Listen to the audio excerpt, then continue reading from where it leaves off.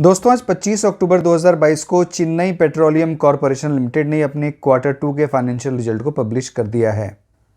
ये इस कंपनी का कंसोलिडेटेड फाइनेंशियल रिजल्ट है और यहाँ सारे फिगर करोड़ में बताए गए हैं एक्सेप्ट अर्निंग पर शेयर। दोस्तों यहाँ रेवेन्यू फ्रॉम ऑपरेशंस में एक्साइज ड्यूटी को डिडक्ट नहीं किया गया है। मैं आपको एक्साइज ड्यूटी को एक्सक्लूड कर बताऊंगा।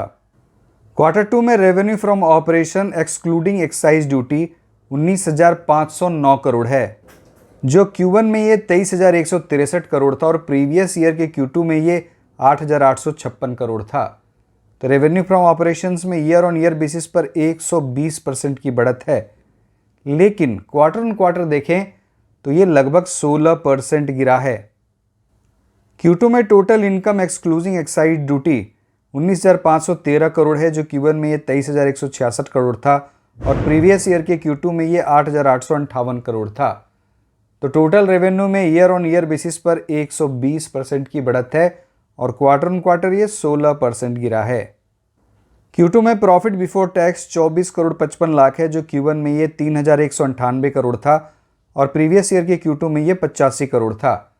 तो प्रॉफिट बिफोर टैक्स में ईयर ऑन ईयर 71% की कमी हुई है और क्वार्टर ऑन क्वार्टर ये 99% कम हुआ है। Q2 में नेट प्रॉफिट या profit after tax 16 crore 93 lakh है, जो Q1 में ये 2,357 करोड़ 62 लाख था और प्रीवियस ईयर के Q2 में ये 61 करोड़ 5 लाख था।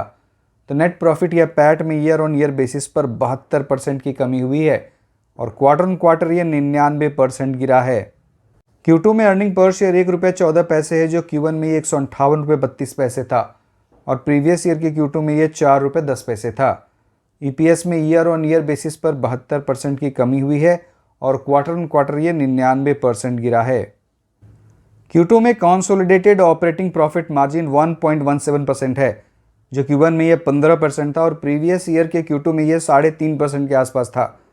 तो ऑपरेटिंग प्रॉफिट तो अब लगभग 1% ही रह गया है। तो इसमें क्वार्टर ऑन क्वार्टर और ईयर ऑन ईयर दोनों ही बेसिस पर अच्छी खासी गिरावट हुई है। और अगर हम लोग क्वार्टर 2 के पैट या नेट प्रॉफिट के मार्जिन को देखें तो ये 0.09% है, जो Q1 में ये 10.18% था और प्रीवियस ईयर के Q2 में ये 0.69% था।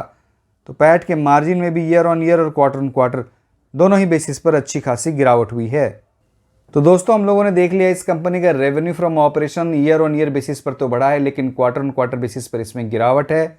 और इस कंपनी के PAT, EPS, operational margin, PAT के मार्जिन, इन सभी में ईयर ऑन ईयर और क्वार्टर ऑन क्वार्टर दोनों ही बेसिस पर अच्छी खासी गिरावट हुई है।